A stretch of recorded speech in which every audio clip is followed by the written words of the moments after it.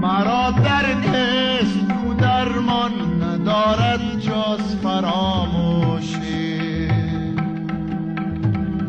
مرا درد است کو درمان ندارد جز فراموشی.